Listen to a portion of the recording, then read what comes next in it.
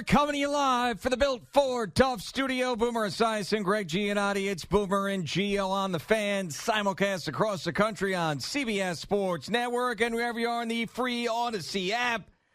Good Tuesday morning. A very much on-brand game for the New York Mets, the 2024 New York Mets, that is, as you get a couple guys you never heard of coming out of the bullpen and not getting anybody out in a game that was close. I feel like we have seen this 10 million times throughout the season. You got 10 million and one yesterday. Frustrating, but this is how 500 teams are 500 teams.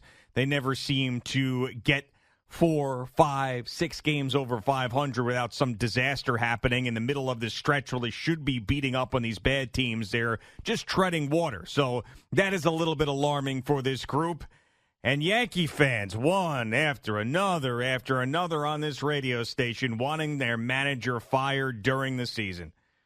And I just feel like there is 0% chance that the New York Yankees fire Aaron Boone mid-season. Could be wrong, but I feel like 0.0. Good morning, Boomer. How are you? Yeah, good morning, G. I'm all right. I came in a little bit annoyed about, what's going on with the Mets because, I thought this little 17-game ending of the first half was the underbelly of their schedule. So I was hoping maybe 12-5, I don't know, 13-4. And here we are. They split these last two series. It's win 2, lose 3, win 2. And that's exactly right. They are exactly what you said they are. They are a Midland 500 team, and there's a whole bunch of them. And they bring out this guy, Eric Orrs, yesterday. I'm like, I thought Mendoza was going to walk out and look up into the booth with Gary Cohen and see Jerry Blevins up there. Yeah, just bring him out. Pull him out and throw him out there. At least I think he may be able to get an out. Now, can I ask you a question? Sure, Boomer. I'm all about the analytics. I'm a Mr. Analytics. You love analytics now? I love analytics, and I love like stats and whip and WAR. And yeah. I like ERA, and I also like average. Okay. Those things don't seem to matter anymore. When I see an ERA of INF and a whip of INF, what does that mean? That's infinity, Boomer. What? Yes, this was even confusing to Al Dukes this morning, surprisingly enough, and he's a big analytics baseball guy, as CeeLo was explaining to him that INF is infinity. Oh, I had no idea. I did not. I'm sorry, Al. I did not listen. No, I'm with you. I have just no idea.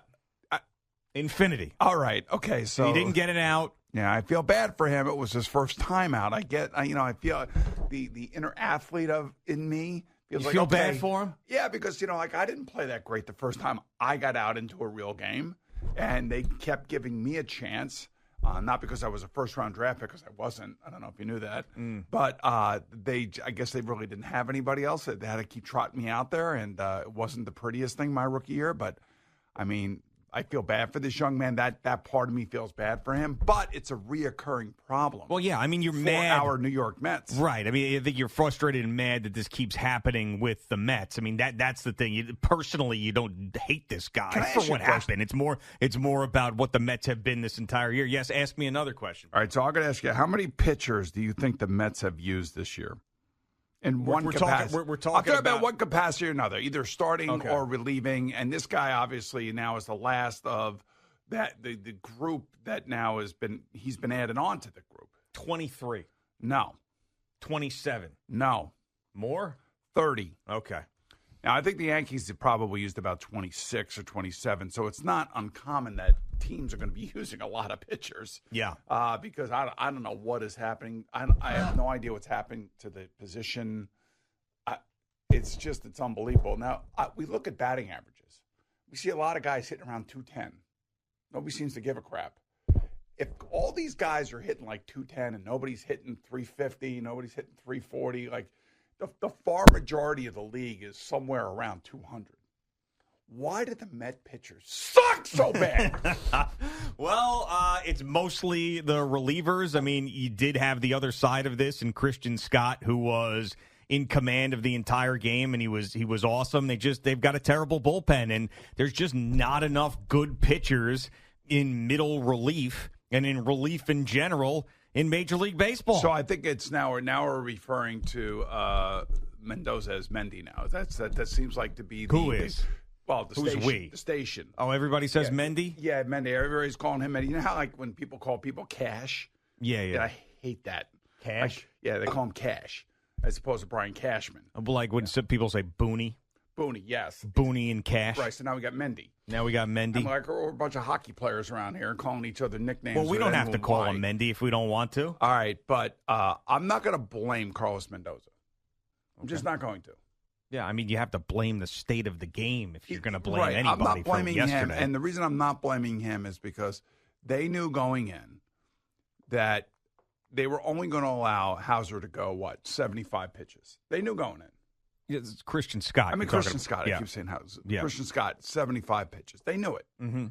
All right, so they're in a tight game, and this is who they have to bring in. Now, I'm not saying that this isn't something that's going on all across Major League Baseball, because I do believe that it is. Oh, yes, for years and years. I mean, I think that everybody understands that. This is like the worst I've ever seen. And especially on a team like this. Like the Mets they're just not going anywhere. I've said that consistently. I'm glad that they have a summer and a season now that they're 500, but they're not going to the playoffs. They're not going anywhere. So you want to protect a young pitcher, and this is what teams do. And they even tried to, put in a situation where you've got whatchamacallit. What's his name? What's his name? The guy who came in, the guy who's got the infinity ERA. Eric Orz. I forget his name already. Orz. Anyway. Orz, right. Orz. So they even tried to put Orz in a situation with 2 outs and nobody on. Exactly. It's not like they brought him in, bases loaded, nobody out. For God's sakes. I just want to say, couldn't you let Scott just go like one more guy? Yeah, I know. Let him get through the innings. Well, I think that they did. I guess there was 75. They went to 77, and they were my God. They were. I know. My God. I'm not trying to defend it. It's the silliest thing. I just feel like we do this every year, going around and around with this stuff. This is what the game is. Now, can I ask you a question? Oh, I've got another question for you. Yeah, I got to ask you another question. Am I giving you good answers? Shut up! Yes, you are. You're answering the question. I have to ask you this because you're my go-to guy for the Mets. If you weren't sitting here, I'd be calling up Evan or I'd be listening to the Rico. You know what I'm saying? I don't want to be doing that at all. I'm your go-to guy for the Mets. Oh, God. How about, was it Michael Tonkin on the Mets earlier in the season? Yeah, he was. Yeah, it was horrendous. He was horrendous. You know how many times he pitched for the Mets this year? How many times? How many appearances? I don't know how many outings he had. I don't remember. Like 5. Okay. You know how many he's got for the Yankees? Just tell me. 24. Yeah, well, they're using him. I mean, it's not like he's doing lighting the world on fire. I know, but God Almighty, I mean, he was on the staff. Yeah, he was horrendous for the Mets. This is David Stearns doing his thing, like just churning and burning, moving guys around, bringing guys in, getting rid of guys. Yeah, I mean, and it's worked to a certain degree because they got themselves back in a conversation for a wild card. They don't. The bullpen is so bad, and that includes Edwin Diaz this year. The bullpen is so bad, they'll never be able to sustain enough winning for the rest of the year to get into the playoffs. Here's why Diaz has screwed the team. He screwed the team because he was terrible before he got suspended. Then he got suspended, left them a man short, and then came back and almost blew his second save opportunity. Yeah, I wonder if he is someone, if the Mets do have a bad rest of July, if he's someone that is desirable to another team with the way that he has pitched this year, coming off a major injury with the money that he's making, I'm going to say probably not. I don't think they're going to trade him. I don't think anybody's going to want him. Yeah, that's the thing. But right now, I'd love to get rid of him. But wait a minute, time out. I mean, last year he was the best. No, he wasn't. He was injured the entire year. I mean, the year before that. Long time ago. Timmy Trumpets. Can you believe that was 2 years ago? Yeah. That was 2 years ago. Didn't they win 110 games that year? 101 games. 101 games, yes. Right. Okay. And then, of course, got their asses handed to them by the zero in that. Yeah, their asses handed to them by the San Diego Padres. I'll never forget that Friday night. Max Scherzer gave up to 10,000 runs in 2 innings. I mean, that was just. Ugh. So anyway, all right, okay. So where are we? What are we doing here? What are we doing? We got 7 games left, right, before the All-Star break. Yes. Mm-hmm. Okay. What do we need here? What do we need from them? You know how I like to look ahead at the schedule. I mean, go 6-1 or 7-0, and I mean, they're playing Colorado for God's sake. They got Washington and Colorado now. This is what I'm saying. A little bit of a thorn in their side. So it's 6 games. Oh, 6 games. Okay. 6 games. 3-3. No, they can't go 3-3 in these 6 games. No, I know. I 3 against Washington, 3 against Colorado. Oh, okay. Yeah, I mean 5-1, 6-0. You want to feel good about the team going into the break? That's what you need right there. Because 4-2 only get you a game over 500 at this point. Exactly. Which is exactly what they've been. Mm-hmm. So let's put together a big winning streak. But the problem is, when your bullpen is that bad, it's impossible to piece together something like they did already earlier in the year. I don't think it's going to happen again. Can I ask you another question? Oh, God. So we are a simulcast on the CBS Sports Network, are we not? Uh-huh, yeah. Right.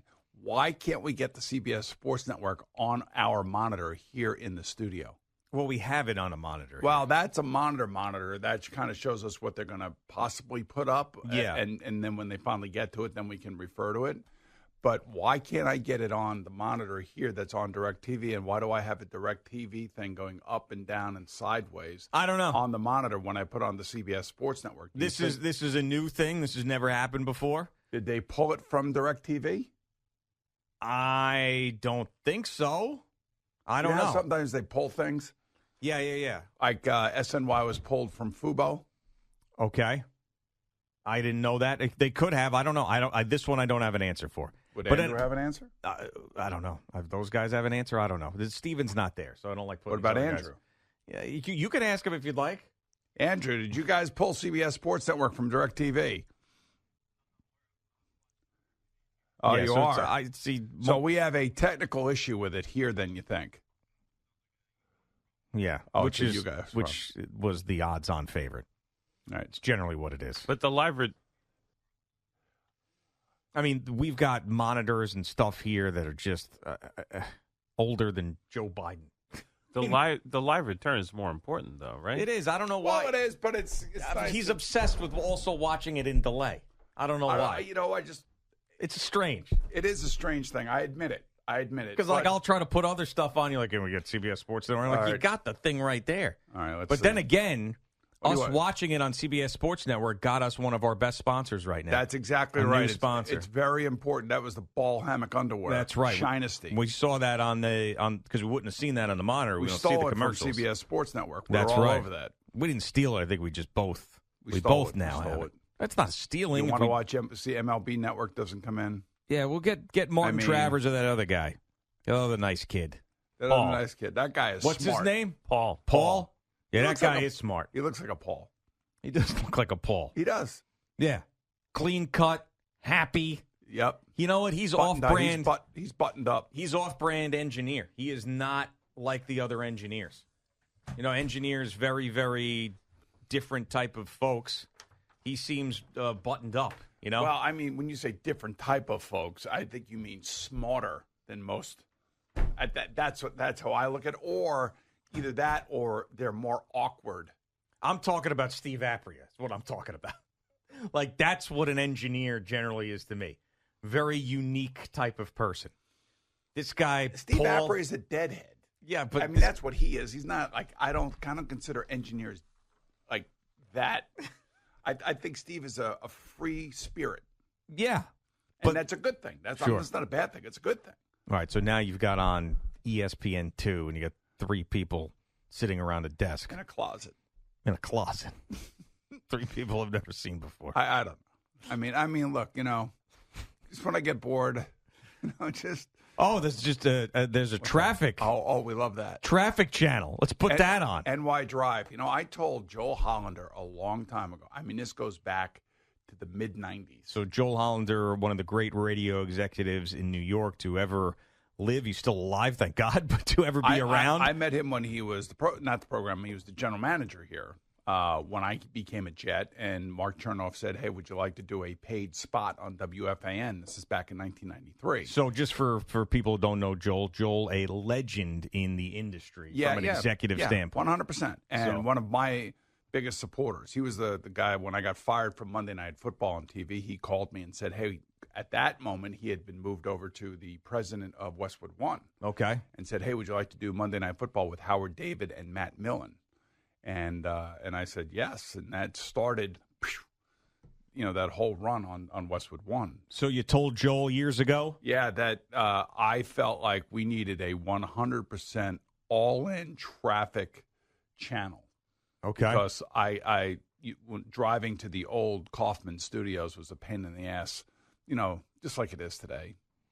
And now we have it, is what I'm saying. I was ahead of my time. Well, you also have, real-time GPS, which is now the we thing. do, yes. Yeah, that would be the thing that helps us out more than anything. Yeah, but listen, when I listen to Karen Stewart, right, it's right, it's real time. You know what? Is Karen, she's like mostly live, like she records these things and then puts them in so she's around this morning is basically what I'm asking. I don't have a direct line to her, if that's You don't? what you mean, no. Okay. Well, maybe we could find a direct line because I'm curious because we did our top 3, top 4 worst roads. I'm curious what she would say about that. I was asking Gunnar this yesterday. I bet you we had him on actually one time about this. He said Cross Island, hates the Cross Island. He hates the Cross Island. Yeah, I remember that. But then again, like I was coming down to the Merritt into the Hutch, the left lanes always are endings in 700 feet, and then you got the merge coming in from the right, the merge coming in from the left. People trying to get all the way up to the left to jump into the merge to the right. I mean, it's a colossal, screw up. Yeah, cluster F. It is.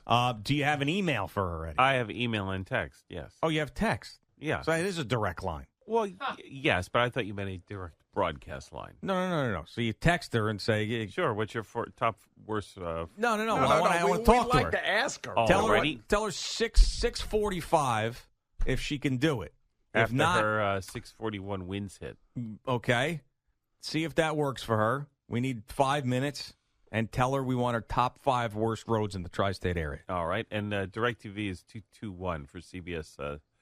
Not in here, it's not. Not in here. This is some weird-ass Roku. We got like 28.1, 29.1 is Madison Square Garden TV, MSG. Yeah. Try 22.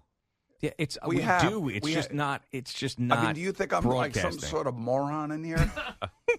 Like, come in here for a second, and why don't you take a look at it, smart ass? It's normally on, but we got the DirecTV thing bouncing around. I see. Maybe you didn't pay your bill situation. No, because the other channels are working. So why isn't this channel working? I don't know. That's all I want to know. It's not a hard question to answer. And I don't have an answer for you. But you're acting like you do, and you don't. I was offering other possible solutions. Yeah, I know. You're one of those people that offer a million solutions when something's wrong. I know. I know who you are. What's that mean? I know who you are. I know who he is. Okay. See, look, there it is. There it is. CBS Sports Network. This is like a vortex situation. Yes. CBS Sports Network is now showing how we can't watch CBS Sports Network. Right. Talk about a mind blower. All right, Boomer and Gio on the Fan and CBS Sports Network.